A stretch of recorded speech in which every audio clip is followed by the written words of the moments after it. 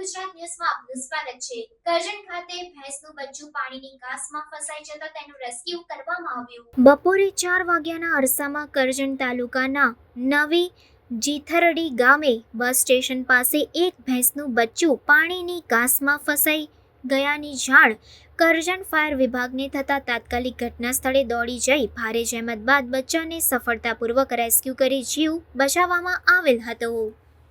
Reporter Dawood દિવાન સાથે cameraman Firoz Shah Diwan, secular Gujarat news, Karjan.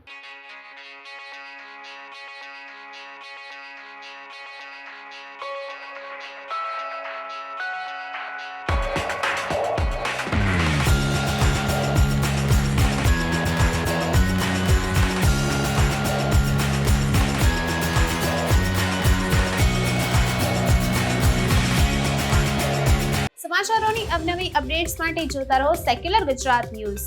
સાથે સેક્યુલર ગુજરાત ન્યૂઝ ચેનલને લાઇક, શેર અને સબસ્ક્રાઇબ કરો અને બેલ આઇકોન દબાવીને સમાચારોની ઝડપી માહિતી મેળવો।